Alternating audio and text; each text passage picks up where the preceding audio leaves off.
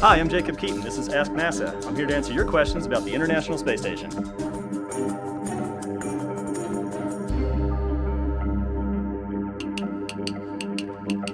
What is the International Space Station? This is the International Space Station. This is an orbiting outpost that is humanity's first permanent home away from home. It was built over the course of a decade by 15 different countries and 5 space agencies. On board, the crew lives in these cylindrical sections. Together, they're about the size of a 5-bedroom house that houses 6 people. This right here is the Canada arm, which is a robotic arm that lives outside. It's about 50 feet long, maybe a little more. And it's capable of moving all of these pieces of the space station around like a construction set. This is the Japanese laboratory complex right here. So we got a little astronaut right there for scale. Each one of these boxes is an external experiment that's exposed to the vacuum of space. Over here we have the European lab. None of these components ever met on the ground. The first time they were ever touched each other was in space, and they all worked perfectly because our engineers and teams had worked together so closely before we launched them. Moving back here is the United States lab. That's where everything meets and joins up. This is the airlock right here. That's where the astronauts do spacewalks from. They put on their spacesuits and they can go outside. These are the solar arrays. There are 8 of them, and this is what powers the space station. It's an entirely solar-powered vehicle. And that's the International Space Station, our orbiting home in space.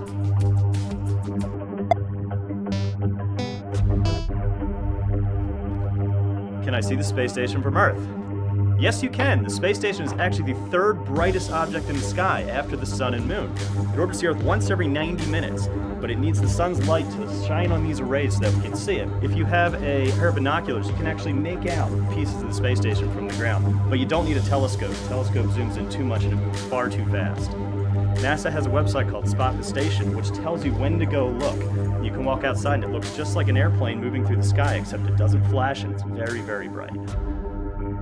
The space station weighs about 900,000 pounds and took more than 40 rocket launches to get it into space. The space station runs on Greenwich Mean Time because the space station partnership spreads around the entire world, so we had to pick one time zone that everybody can reference off of. The space station does have Wi-Fi. A lot of the external payloads communicate with the inside of the space station via Wi-Fi. The space station is about the size of a football field, including the end zones end to end. And front to back is about the size of a football field to the sidelines.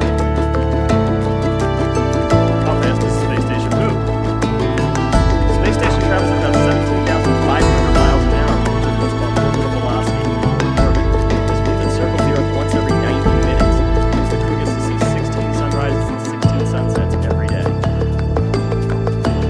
What did the astronauts on the space station work on? The crew on the space station is there to do research into all kinds of scientific disciplines, from earth science to space science to microgravity research to biology to just what it's like to live and work in space. The crew is maintaining the space station. They are exploring the effects of microgravity on their own bodies as well as on the systems that we will need to go further into the universe.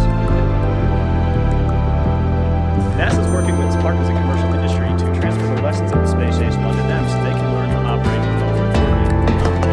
Work platforms there to conduct all sorts of new and exciting research. NASA will be moving on to build an outpost replica called the Gateway, which is going to go into exploration. How will the space station help us move farther into space?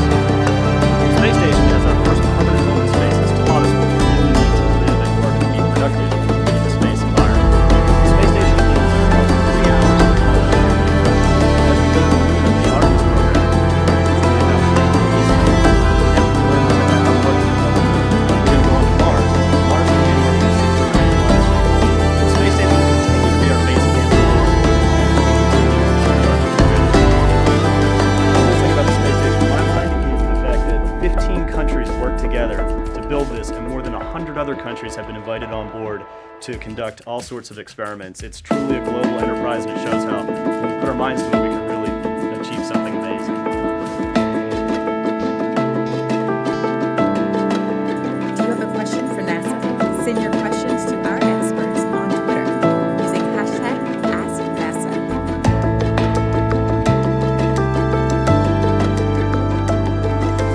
The International Space Station is the most fantastic vehicle ever built. It's a one-of-a-kind laboratory orbiting about 250 miles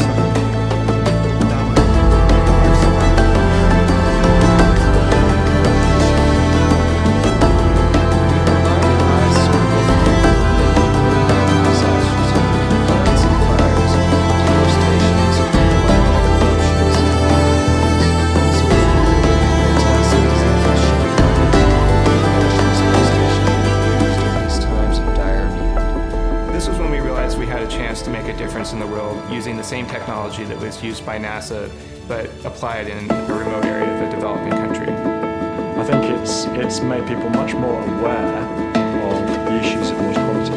That's a very powerful thing. Having the HICO on the International Space Station has been the ideal test bed for our research. We can monitor these water bodies from space, and if we can reduce exposures both to humans and even animals, then we've achieved our goal. And now today, we're able to operate the largest fleet of Earth imaging satellites in human history. And none of that would have been possible without the International Space Station. The space station has done so many things for life on planet Earth. It shows us what human beings can do working together. It shows the science that we can discover. Over 2,000 experiments have flown on board ISS. 170 countries around the world have participated in some fashion, either in the ISS itself or in one of the experiments. Our rate of research is actually increasing. We're doing more today on board the space station for research than we have ever done before, and that's only going to continue in the future. And so what we're seeing today is a proliferation of new ideas and new concepts. It's almost like it's a renaissance of what's happening in space. Buckle up and strap down, because this is going to be a ride for all of us in the global community to be part of.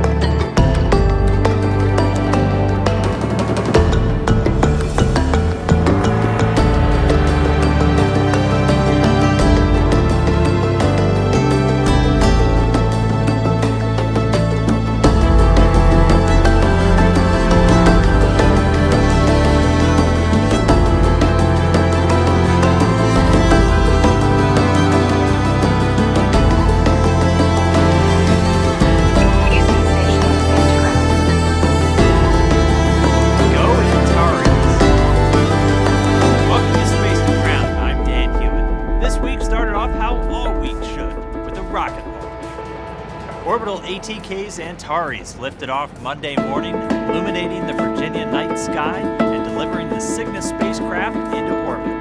Following the textbook launch and 3-day trip circling the globe, Cygnus arrived at the station on Thursday and was snagged by NASA astronaut Scott Tingle. The vehicle, packed with about 7,400 pounds of cargo, was attached to the Earth-facing side of the Unity module before the crew opened the hatch and got to work. And coming soon to a space station near you, one of the coldest spots in the universe.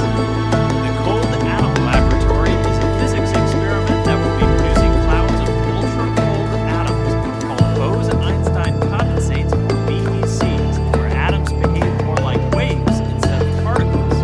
To do all this, atoms will be chilled to about 10 billionths of a degree above absolute zero, which is about 10 billion times colder than the average temperature of space.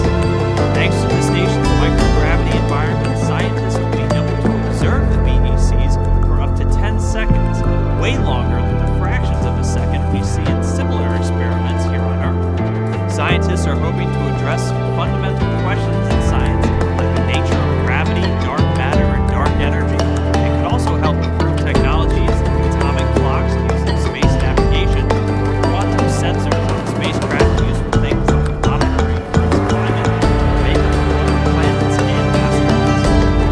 This week's Twitter question comes from Mark Wilson, who wants to know how we weigh astronauts in microgravity. Well, a scale isn't what we use, so we have to turn this to fundamental physics. Newton's second law of motion teaches us we can calculate force by multiplying an object mass by its acceleration. Using the Space Linear Acceleration Mass Measurement Device, SLAM, we can use two springs to generate the Newton force against an astronaut and measure the resulting acceleration. With two of the three variables in our equation now known, we can calculate mass. We hope you like what we've done with the place and keep sending in your questions using the hashtag #SpaceToGround. We'll see you next week.